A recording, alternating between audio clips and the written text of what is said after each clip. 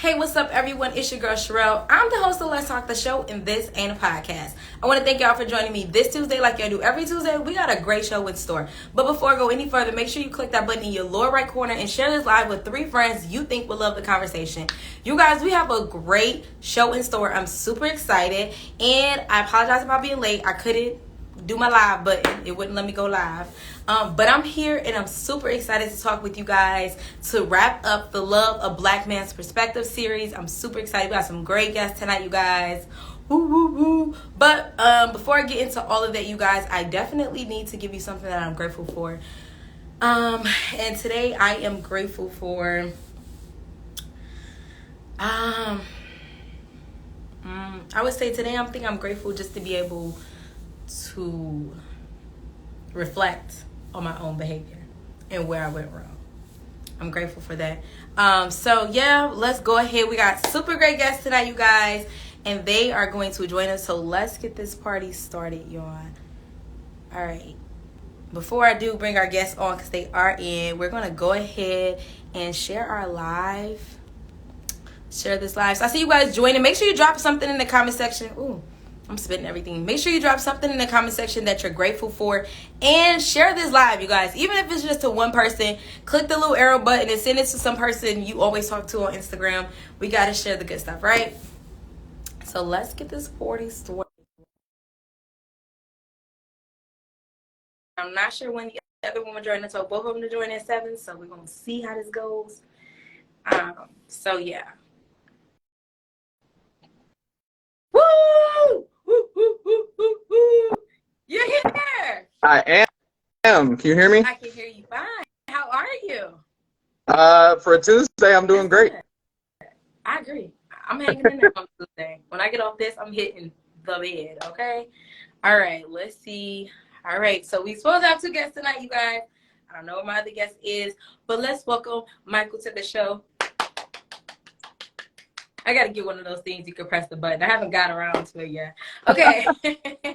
But that's going to be dope when I get that, though. That's going to be fire. All right. So, Michael, the way the show goes is before we get started, you got to give us something that you're grateful for. Community. That's the theme right now. I turned 30 a month ago. And I saw an Instagram post December or November that mentioned when you turn 30, you have about 45 summers left on average of life. And it made me just like be very reflective about what I wanted those 45 summers to be. Right. And so very grateful for my community. That's your post that said that. I saw that post. Yeah, you kind of impacted the way I saw my life too. I was like, it's kind of interesting when you think about it. I do remember that post. That's crazy. I remember that post. Okay, so first off, Michael, I wanna say thank you because make no mistake, I don't know if you watch my show. I don't know if you even see my posts when I talk about the show. But when it comes to topics like these, they're always sensitive, and I'm always thankful when not only you but other people trust me with these moments, and I really hold them dear to my heart. So I appreciate you coming on to share this with us today, and I just appreciate it. I genuinely do, and I hope that it opens everybody's eyes about marriage and how important it is. Yeah. So let's talk about that. So let's talk about. So if you guys don't know, Michael is our guest tonight. That we're talking about the loss of a spouse. And so Michael, you recently lost your wife, and oh, you know what? All right, before we get into it, let's get our other guests on here, guys.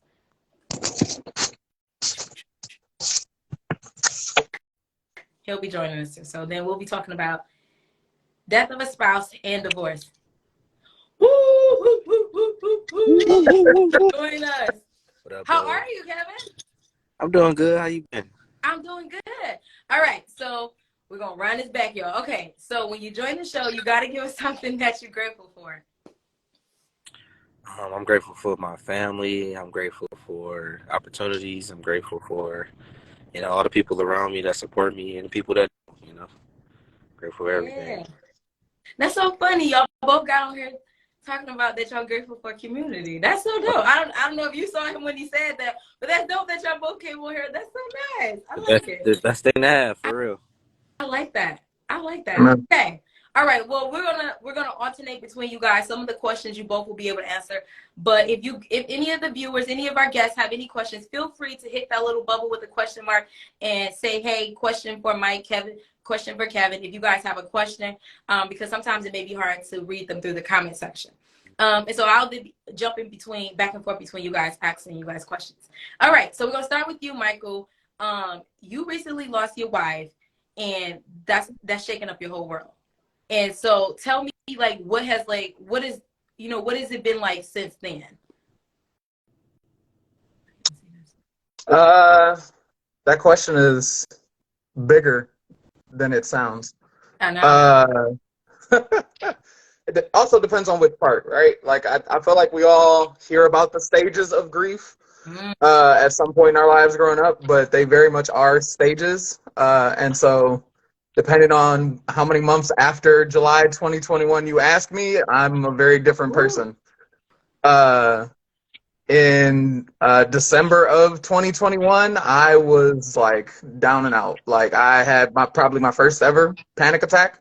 There was stress from work that was piling up, unprocessed grief.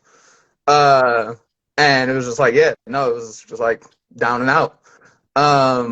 Whereas, a month ago, I turned 30 and had 15 of the people who love me the most in the world celebrate with me in just like a simple way that still made me feel very loved and appreciated.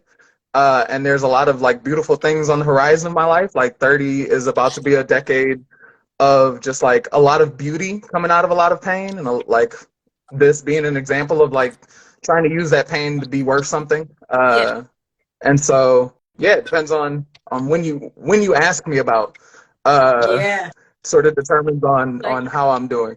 Absolutely. I agree with that. And I think it's a very good point, because you said it does go in stages. Now, to move over to you, Kevin, I know that people have told me, I've asked people that have gotten divorced, and they said that a divorce is similar to the loss of a loved one. You have to grieve the life that you thought you were planning to live with someone, because you will no longer have it. Do you think you had to grieve, when you guys decided to take the step of divorce from your ex-wife? Oh, definitely. It was more so before I even like had the divorce. It was the stages coming up from like the breakup. Before the actual divorce happened, it's just like, you gotta change your whole life around, you know what I'm saying? So you used to living with a person, sleep with a person, talking to a person every day. You have kids, you raising those kids together, you going to the kids' events, you looking at other people outside the relationship, and like, they in the background. But when it's over, it's more so like, okay, now you're looking at that person as if they just one of the people in the background. So it's just like that, and then just to your new life, it's definitely a grieving process. So I would say so. Yeah, definitely. And that, I just do want to make this very clear. That question was not to minimize anybody's grief, because everybody has to go through their own grieving journey. But you grieve different phases and transitions in life. Different. Right. Every process you go through, when you have to leave something behind that you once loved or thought you'd have forever, you do have to grieve it. And it's important to go through that. You cannot skip grief and go straight to healing. Okay. It will pop back up. Definitely. You can try, but you won't. It's gonna pop back up, like you said. It's gonna show itself in many different ways. Yeah. Absolutely. You get to decide when you process it. Either it can be on your time or it can be on the grief's time, but it will happen. Right? It's gonna happen. Absolutely. And I think you see that a lot when you see people, and it's just like something triggered me randomly. I was fine, and then something, I just broke down, and I had like a whole week, a shitty week, and it's like, you got to take it now because you ain't take it then. Yeah. So eventually it's gonna pop up. But so let's talk about, we're gonna spin back over to you, Michael, and please forgive me, y'all, because I'm saying y'all names back and forth. I have never had to say this many people's names so close together. Okay, so we're gonna jump back over to you, Michael. And so, leading up, you actually have to go through a process, because unfortunately you knew that there was a time that you'd be having to, continue to live this life without your wife. So that was a process leading up to that. How supportive was your family and your loved ones when it was that time, which is leading up to it? Massively. And I mean, this is in the throes of COVID. This is May, June 2021. People are just starting to be able to get vaccines. We hadn't seen any of our like people for months, bordering on a year. By the time she had passed, but still, they made a way. Like her mom, I remember her mom came out because we were in California for folks that don't know. And her mom came out from Georgia in February to like be with her for a week and help take care of her, give me some pointers. And then uh, in May, once vaccines started being a little bit more readily available, folks were able to come through. We had a Bible study group that we had that was virtual that we were able to like uh, finally meet in person and like have like a meal with. And then Kevin, I think you might be having an echo. Can you turn yours down so that it doesn't echo back? Oh yeah, yep. Okay, thank you. And then yeah, the about 2-3 weeks before she passed, all of her best friends came out to see her. And they were there the day she got released from hospice, which is the day that we got engaged and married. As just like at the moment, a sign of faith of like, hey, I know what the doctor is saying, but Right. we're still gonna have faith for this. And then the day she passed, thank God, one of my best friends and his wife were there. And her mom was there. Her mom's job had been like so supportive of just like, you take whatever time you need. We ain't worrying about an FMLA. We're not worried. Go be with your daughter. Yeah. And so, yeah, it's like, it was a long process of like going through the cancer journey with her and like doing the caretaking while also trying to teach virtually from 3 hours behind Detroit. So a lot of very dark early mornings, but hey, I got off at 1 o'clock. So that part was nice. Yeah. California time. But yeah, no, the community we had when we needed them, they stepped up as much as they could. That's super important. I don't know if you guys follow Black Love, the docu-series, but there is Rosalind, and I think it's Will, and he's going through the same thing with his wife. She just recently passed, and I was just looking, and it's just like their support system, their family, and everybody just pointing. It's like that is so essential.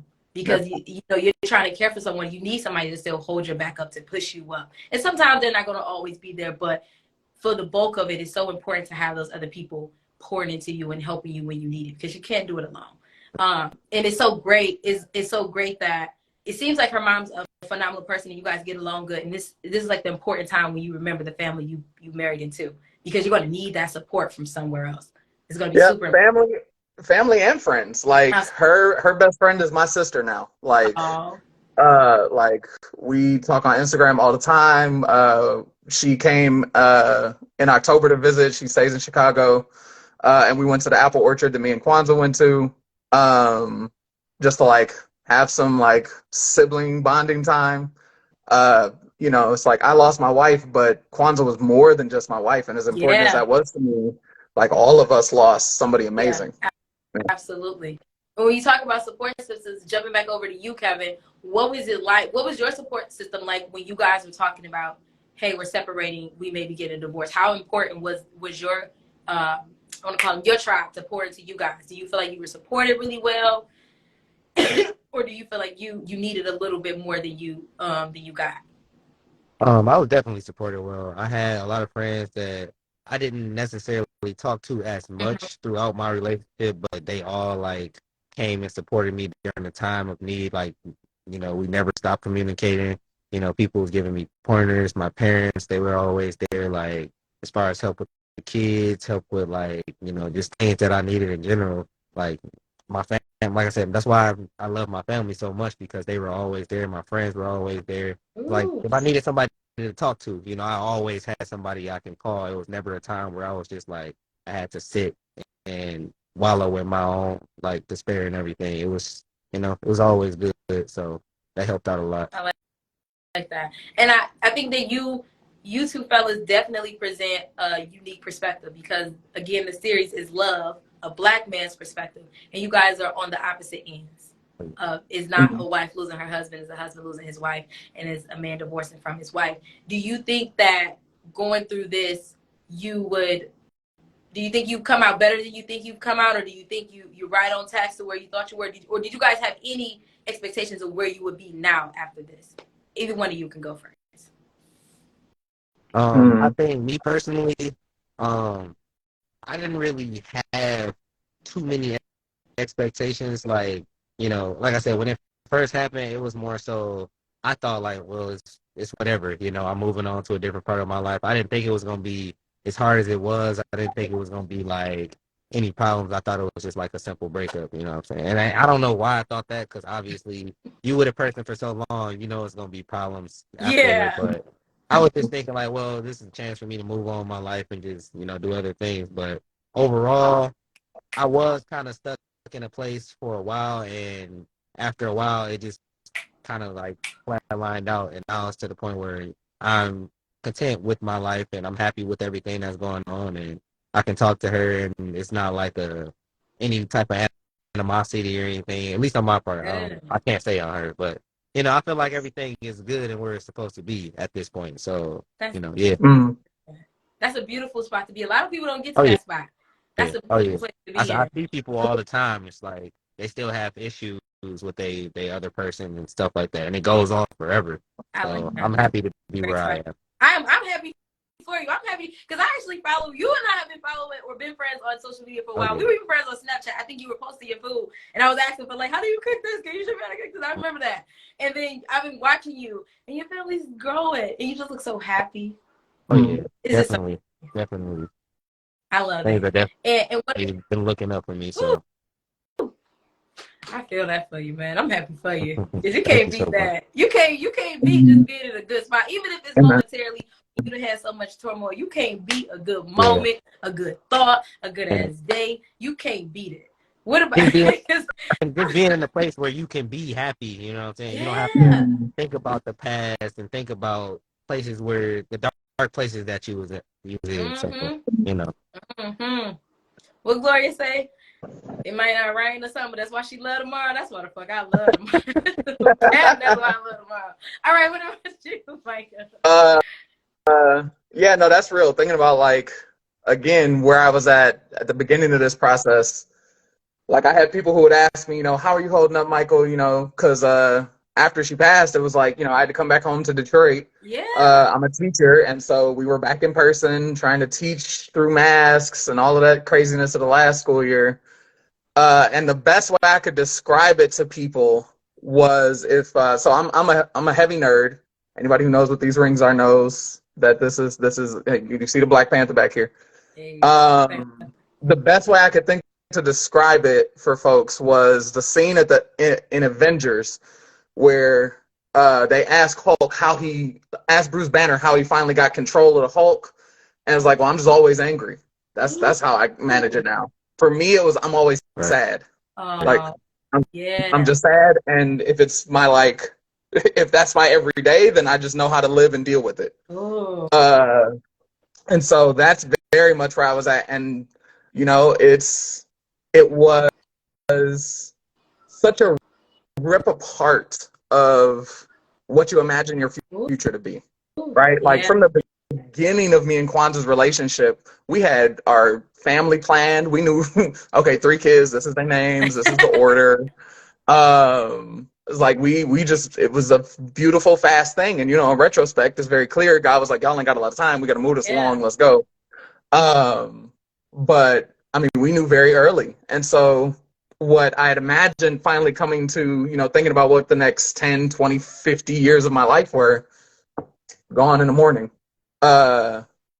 Now I am finally at a place where I can feel my future again. And that has taken a lot of therapy. Praise God for therapists.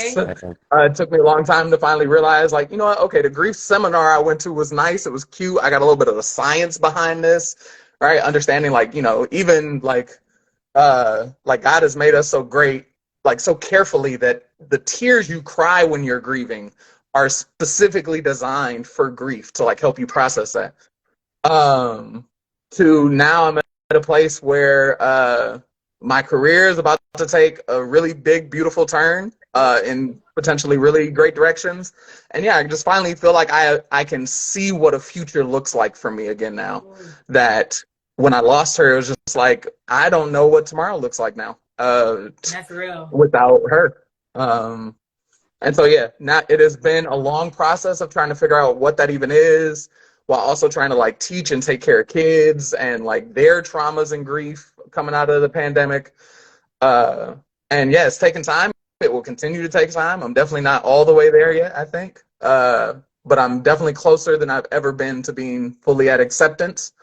And yeah, very excited about what the future has for me. I like that. That's kind of hard when you have to grieve and then you actually, it's one thing to be like, I gotta sit on the phone, I gotta talk to people. It's another thing when people gotta see your facial expressions. You have to not only physically show up, but you gotta put the face on, you gotta talk to them, you gotta deal with them. What has been, because I like to think that at some point something in work has been therapeutic to help you get through this. What has been, kind of therapeutic to help you get through work when you gotta put on these faces, when you really don't want to smile? I get a lot of joy from teaching. So just, interacting with the kids is always something that's going to like put a smile on my face. I mean, yesterday we just got off of a week-long break. And yesterday was very much like, I do not want to do this. Screw capitalism, man. Why do I have to go into this? And then as soon as I walked through the door, 5 kids ran up and gave me these beautiful, big, warm hugs. And so it's just like, I like, it just evaporates that sense, because it's like you see the impact that you have with them and what you mean to them.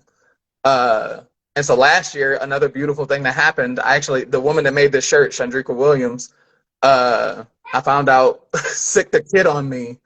So the school I work at is brand new. We just started the first year of the pandemic, actually, 2019, 2020. And so we didn't have a lot of extracurricular clubs. And a kid who was in my math class came up to me and asked me last year, hey, Mr. Cherson, I really want to start a chess team. I played in middle school. Would you be willing to be the coach? And I was very much of a mindset of, I am here to teach and leave. Right. Like, I'm sad. I'm not trying to do nothing else. I'm trying to grieve. Yeah. Leave me alone as soon as 4 p.m. hits. And something had to have been God at this point. I called myself being clever. I told the kid, hey, you know what? If you can find 10 people who will sign up for this, sure, I'll do it. And I just knew, so hands washed. I ain't had to break his spirit. I didn't have to say no, but I ain't got to do it. He not going to find 10 kids. He found 15. Jokes on you. Very, very much so. And so I'm a man of my word. So I did it. And it is the most beautiful thing I've ever talked myself into. Because chess is a very big thing in my family. I lost both my parents in 2016 and 17 as well. And chess was like my dad's thing. I'm actually named after one of his best friends that he grew up playing with. I probably learned how to play chess before I learned anything about any sport. Wow. And he was big in sports too. So my brothers all played. I didn't play like competitively in high school, but I knew how, and I loved the game. And so it was this beautiful moment of like reconnecting in all of these sort of relationships and having this beautiful thing of like, I really wasn't trying to be a coach, but this has been such a like beautiful experience. The kids I have on my team are hilarious. And so, yeah, that was definitely something. Long answer to a simple question. Sorry. But that was definitely something last year that made it like, yeah, this is good. I like that. Okay. And so Kevin, you box. And I don't know if you were boxing when you were going through your separation and divorce, but if you were, was there something therapeutic in that was helping? Well, I like to think that knocking somebody out if you're mad might release a little stress, but was there something therapeutic about work or your hobbies that, kind of help you navigate through separation and divorce? Oh, yeah. Well, I cook and I box. Those are the two major things. Like, spending time alone, I was just trying to figure out my life. So cooking is one thing that kind of helped me because it's therapeutic. I'm in the kitchen for however long. I really didn't know how to cook that well at first. So this was like learning. I love learning. So just me learning how to cook and then the enjoyment of meals and then, just having it. That was something that was just always like an everyday thing for me. So it got me through a lot. And then as far as like boxing, I boxed before in the past, but it was my life had just so many things that was going on. And I'm more of a physical activity person. So during the time we were kind of separated, I'm like, I'm gonna pick back up boxing so it can just have me something to take my mind off of everything that was going on. So I started doing that, and it really, like I said, that's therapeutic too. and it's something to do. I have nothing to do, so you used to just go to the all the time, and then I started taking it more serious, and it Hold on, carried on to what I'm Kevin. doing now. I'm gonna be rude. Can you exit out and come back in? Your signal's going out really bad now for me. Just type out and then type right back in with me. I don't know if it's me because mine be acting a little janky, y'all. Do be acting janky. Don't never act janky when I'm at work, but when I do fun stuff, when I get funny. So let's let him tap back in. I see you guys have dropped some comments, so we definitely gonna get to these. I see Chelsea said amen. Hey Chelsea. Hey Shad, I see you in here. Wow, salute. Definitely, you guys. Our guests are amazing today. They are just really the bomb.com, and I'm really grateful I get to wrap up this series with them. I was nervous. I didn't know if it was gonna be too dark. I'm like, I don't know, y'all. But I was like, you know what? We always gotta bring the realistic aspect back. And so we can have all these conversations and we can have these solutions, but there always needs to be a real aspect to it. And the reality is death is a part of life. Shit ends. And we have to talk about that. We can't just keep glamming it up and not facing the real thing. So let's get Kevin back in here, you guys. Okay. Yeah, I think you might have put a comment like this on one of the posts with the flyers of, you better mean your vows because you will have to live we're them. gonna talk about that.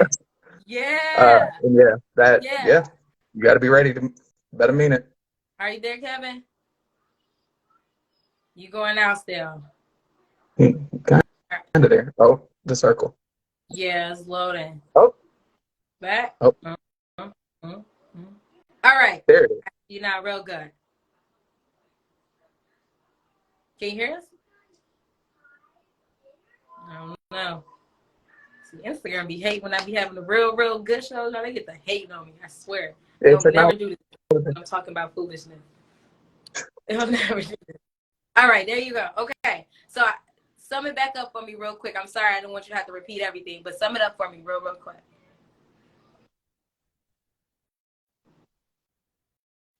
Pretty much boxing was like what I did to kind of just put myself in a different space because I love just working out. Like I've always been a workout head, gym head, and boxing was something that I did in the past, but I kind of like stopped doing it as much because I was focused on other things. But when I picked it back up, it kind of just like it's like a therapy for me. And then over time, I just kept on doing it, and now it's just like one of my major things that helps with every stress that I have. Like going to the gym. When I come out the gym, I just feel like a brand new person. Like I could just take on the world. Like my kids, they can be, getting in my ear all day, anything, and it's just having that workout. I just feel like, it's nothing, especially when you fighting and you going against a tough opponent. You think about stuff like that, like, oh, that opponent was tougher than anything I got to do today. So, if that's I a great could do way to think of it. I could definitely get through this. I like that. So, and so, almost called you Kevin, Michael. Okay, Michael brought up a really,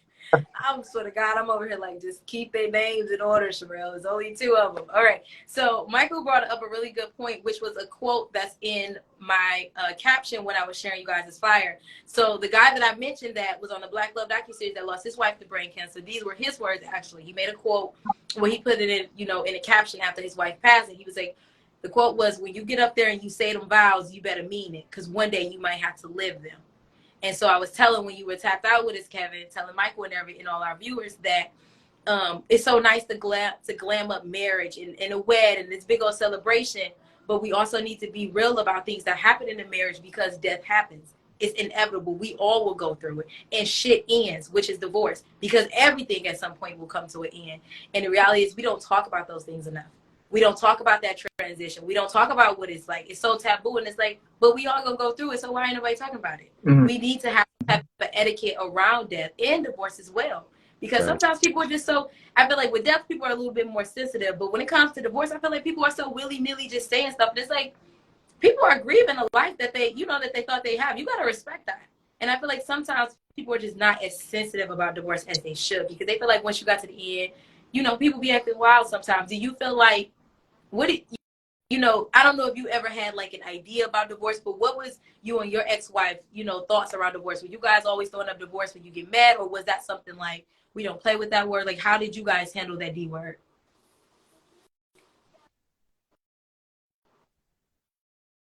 well, until it happened, it was never like a thought at least in my head, I don't think for her it was a thought. Because I know I was the one that brought it up, and when I brought it up, she kind of looked at me like, oh, you must be serious. What's going on? Because for you to be saying that instead of like, let's take a break or Yeah. let's figure out our problems, something must have really went on. But yeah, as far as like just bringing that up, that you at a super tough place if that happens. Because we've had problems, and I would say they were major problems, and even through the major problems, we might just not talk to each other for a couple of days or just not, see each other or whatever, and then work through the problems, or maybe not work through the problems and they come up later on. But at the end of the day, divorce is a big deal because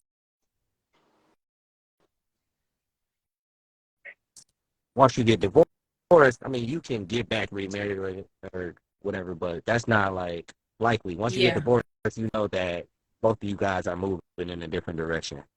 Once you bring that word up or once you say it, I feel like that's a big thing.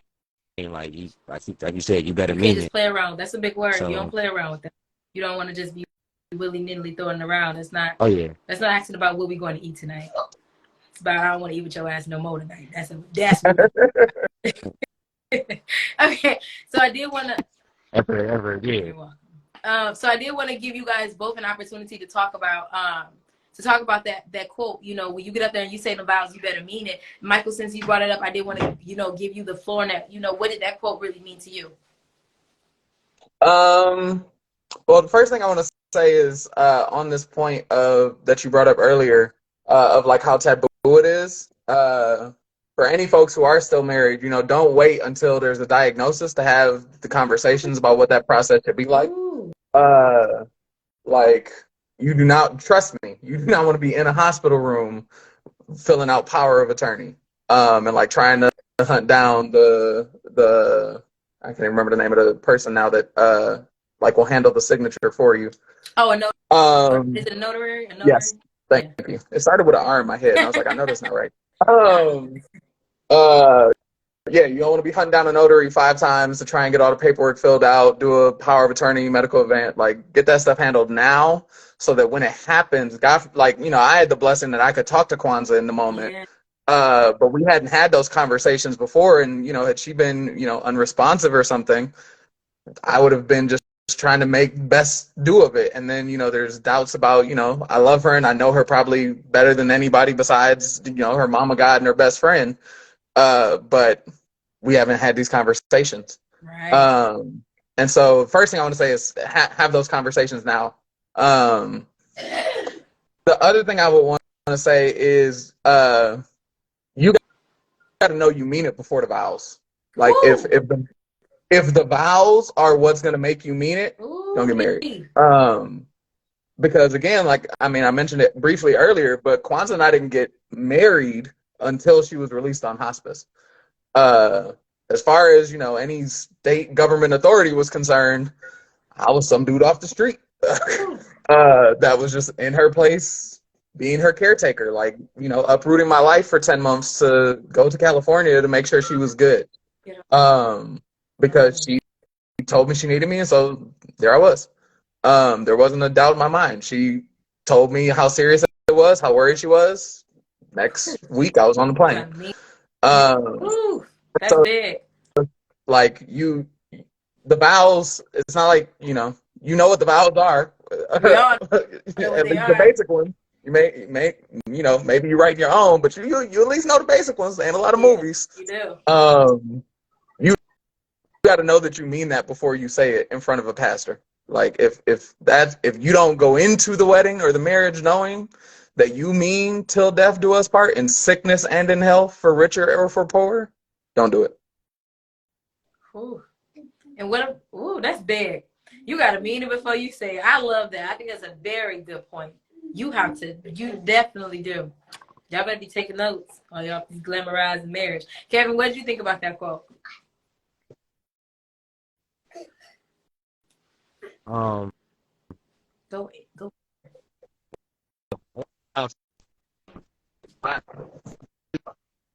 And it is to get divorced.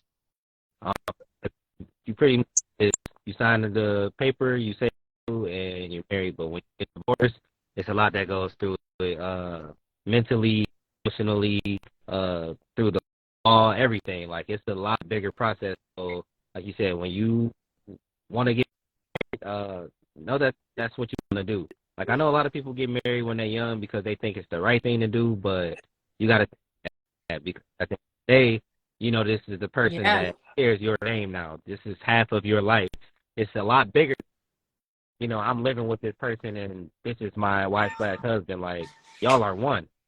So at the end of the day, you make those commitments, y'all are one, and you have to realize, like, this is what you are. Even after you get divorced, if you have kids, you know, it's still, and you still have to deal with the fact that, you know, this once was or whatever y'all had established. Like I said, it's a lot bigger process getting divorced than it is to get married. So of that, if you are considering, like, you know, getting divorced, or if you are considering this is a person that I might not be with in the long run, think about it.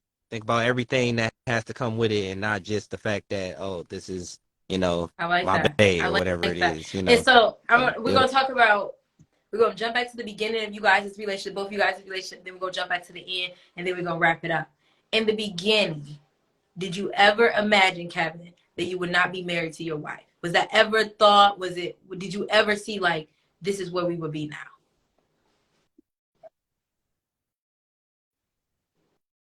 No, I did not. Once we got married, I thought that was it. You know, I'm one of the type of people that I'm a one woman type of person. Like, once I commit to you before we even get married, like, I live my life as if we're married. So once we're married, that's it. You know what I'm saying? So it's like, when I married, especially after we had kids, in my head it was like, no matter what happens, we can work through it. It's no splitting up. It's none of that. Like, that's it.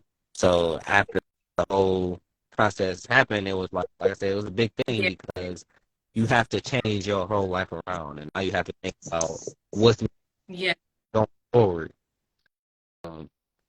I definitely thought that was it, and I always thought that I would be married, you know, one time, and that was going to be my life, and that I had kids with, and just that's it. So, never considered it before. What about you, Michael? You know, until it happened. Was this ever something that crossed your mind, or you anticipated? This soon, no. But I mean, like I mentioned earlier, I had already lost both my parents, and so when Kwanzaa and I first started dating, we already felt crazy because of how fast it was. Yeah. But I went to God and I was just like, you know, am I gonna have to lose her too? And He said, yeah.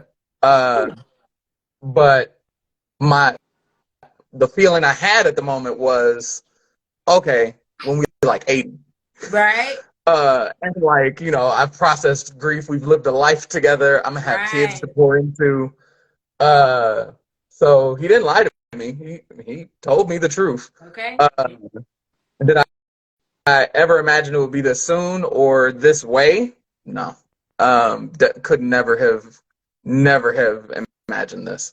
And even if I had, I wouldn't change a thing. So yeah, that's hard.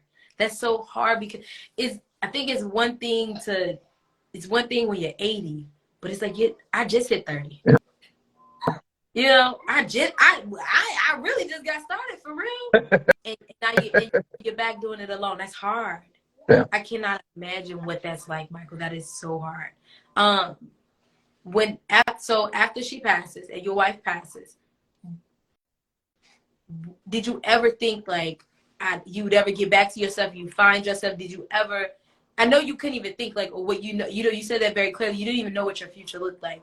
Did you ever think that you'd be happy again, or I'll find a better me? Did you ever think that, or did you think it'll just be dark the whole time? Depends on what we're talking about again. At the beginning, dark. Like, you couldn't convince me that life would be good again. Yeah. You definitely couldn't convince me life would be as good as it was with her. Like, even if I got to some semblance of happiness, like I had friends who would always check in on me. Like, we would do stuff together. Like, they kept me going. But yeah, you would never convince me that it was would be as good as being loved by Kwanzaa ever again. I've gotten to a point now where I can accept, again, shout out to therapists, Okay. accept the idea that I can love and be loved by Kwanzaa still and love someone else again. And that was a lot of tears that session. That was about a month ago. So I've reached sort of that level of acceptance about it and understanding that, like, you know, and shout out to what was originally Kwanzaa's godmom, who has now become mine, who was the first person to even put the idea in my head of, like, you know, I'm serious, uh-oh. guys. Keep going. I'm listening. Okay. Of, you know, essentially this idea of you're too good to waste. Ooh. Those aren't her words at all. Because there are people who lose their partner and they don't go and, you know, remarry or anything like that. It's not that you're wasting your life in that way. But for her, a big part of it was, like, you would be an amazing father, like, and we need more good fathers. We do. And so she put the idea in my head early, and maybe a little too early. All right. It was like, yeah, no, Lori, that's not happening. Probably ever was the response at that point. And then she asked me again in November. I was like, you know I'm about to turn 30. All right, maybe around like 35. I'll think about it maybe. And then last month, I finally had a moment where I was like, you know what? No, I want something like that again. Sooner than I had realized. Wow. And yeah, I think Kwanzaa would want that for me. Like, I know if the roles were reversed, and this is not to say that that's the case. Again, have these conversations with your people while you can. Right. But I know if the roles were reversed and I saw Kwanzaa feeling how I felt, I would want her to find something. And for it to be just as amazing, and for her to know that she deserves at the least the love we had. And so as amazing as that was, you know, it better be at least that for whatever's next. And so yeah, that's sort of where I'm at now in terms of, like, thinking about that now. I like that. And then, Kevin, for you, did you ever imagine I'll do this again? Did you ever think at the beginning you could see yourself being with somebody again, loving again, maybe expanding the family again? Did you ever see that? Or did you ever think that was possible for you?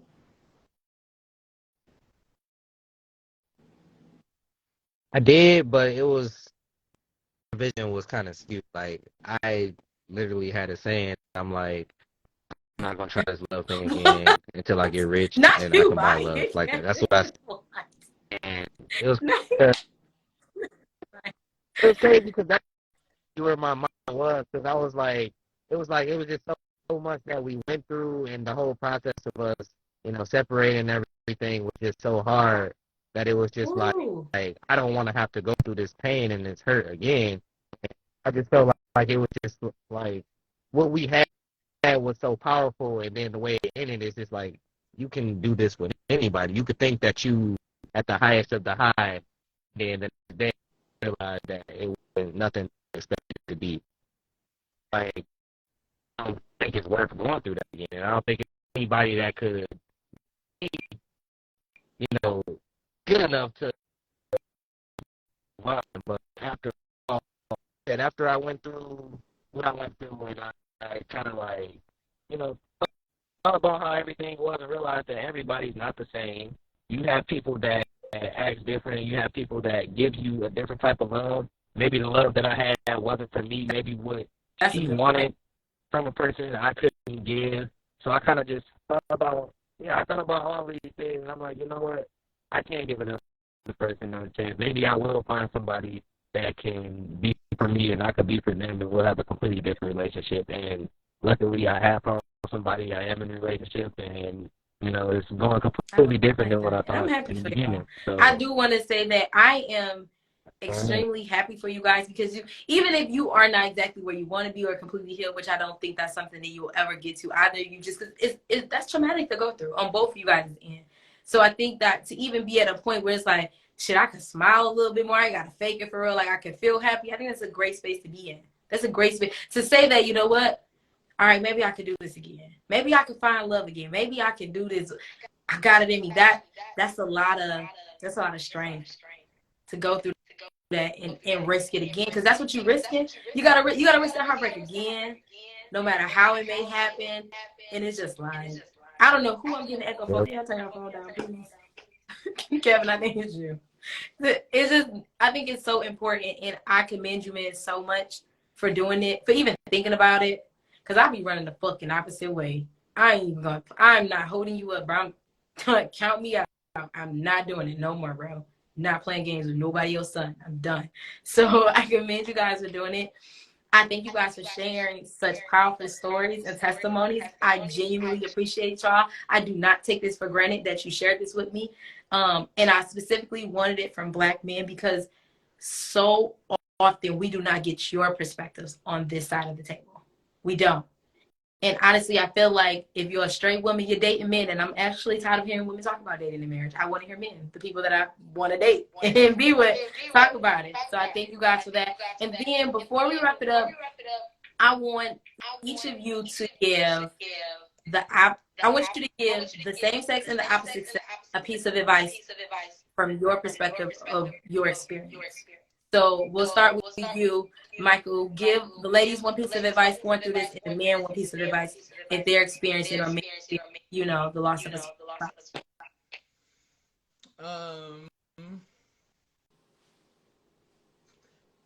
It was interesting to hear you say you wanted to hear from men. I feel like men talk too much. Yeah, on the podcast, they be tripping. Yeah. So piece of advice specifically about like losing a spouse. Yeah. I think for both groups is God and therapy. Because like, don't get me wrong, my community definitely kept me, but my community is not a specialist in the healing I needed. Right? They were people to be a resource. They were people to be a distraction when I needed one. They were people to speak some life into me, but they were not ones, nor should they have been, sitting helping me process through stuff. Right? Especially like as a teacher, I feel like, you know, when parents, God bless y'all souls, try to help kids with their homework, and it's like, if you don't get it, ask the professional, right? And it's like, that's what I feel like we need to have for our communities. When you are going through something like this, yes, you need your people, absolutely. The grief is not something you tackle alone, but you need a professional, right? Grief is a thing that is studied, it's understood, and it is a process, right? It's not just on the strength of the individual. It's a process that we all need help to go through. Absolutely. For men specifically, I would want to say, like, one of the things that sort of broke my heart last year hearing this was there was a nurse on Twitter that was sharing whenever a woman is diagnosed with like a chronic illness, she has to have a conversation with them about statistically it's very likely you're about to get divorced. That it is like, and I went and looked up the numbers, math teacher, like it is a greater than 50-50 chance that if a wife gets diagnosed with a chronic or terminal illness, her husband will divorce her. And so to men specifically, I would just have to say, we got to get our shit together. Like, that's not okay. Like, to what I said earlier, you have to mean the vows before you say them. You have to understand that all of that is a possibility. It doesn't matter how good the love feels. If you are not ready for the worst days of your life and their life to have to be lived and to have to like support each other through that, then this is not it. Don't waste a person's time with doing that. So yeah, to men specifically, I would say that part again of mean the vows before you have to say them. I love that. Kevin, your turn. What piece of advice do you have for men and women who may be on their way for divorce, contemplating divorce? What you got for them?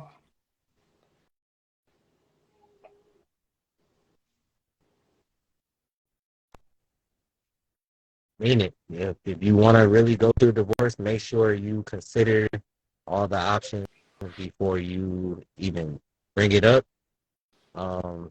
Where you that you want to do, and it's kind of hard differentiating the advice for men and women because I just feel like this goes for both. Like, um, and just know that it's not like I said before, it's different people with different packages. The person that you have might not work for you, and you might not work for them, but there's somebody out there that's meant for everybody. I don't think that working out for this person, that the next person won't come in and show you something that you've never seen, that there's somebody out here that give you the world and you can give them the world, and be patient on top of that. And I haven't had necessarily professional therapy, but I've heard people that I've known that's been in similar situations, and they've all told me that therapy definitely helps kind of get those things that you can't really work out on your own. They kind of give you bits of advice and make you think about things that you never necessarily thought about. So yeah, one of the biggest things is like definitely know that this is one where you decide that you just jumping into it. It's as a care tactic, like, oh, I want to get divorced. Don't let once you go I like through it, that. then I love that. I love these pieces of advice. So, you guys, I got to thank you again. Thank you guys so much for taking the time. You got something you want to say, Michael? Just one last thing, because my godmom asked, put it on my mind to specifically mention this since this is a platform, to just encourage people to get some genetic testing done. The type of cancer that Kwanzaa had is called RMC, renal medullary carcinoma, and it is a specific type of cancer that occurs in people who have sickle cell trait. So Kwanzaa did not know she had a sickle cell trait until they were trying to diagnose what specific type of cancer it was, and that genetic testing took about a month and RMC is a vastly aggressive cancer. So she had a surgery at the beginning of the process to get rid of the tumor, and then had chemo, and she had clear scans in April. She was cancer free, and then the cancer came back at the end of May. She was gone in a month. That's how aggressive the cancer is. So that month of difference could have meant, could save your life. Right. If at the beginning of that 10-month process, we had already known. So I just wanted to heavily encourage folks to, with your PCP, keep a eye out for all of those things. Make sure you had some blood work done, know some genetic testing, get an idea of what things, again, with this idea of like mean the vows before you say them, be ready for the life that might come, figure out what those precursors are that are in your body, system, and family that you might need to be ready to love somebody through. I love that. You guys heard him.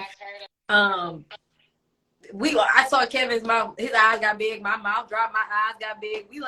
We know this, so thank you for that, because that literally saved a life. So thank you so much for that. And this is another great example of why I'm so glad I had you two men join me tonight. I'm super grateful you guys took the time to share with me, took the time out of your lives to share with me. I appreciate this more than you know. I do not take it for granted at all. And so we got to go out the same way you came. Of course. I'm grateful for you having us. You guys gotta give the people something you're grateful for, and then I'll do it and wrap it up.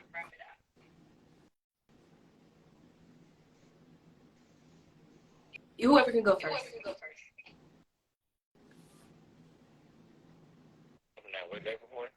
Yeah, what you're grateful for?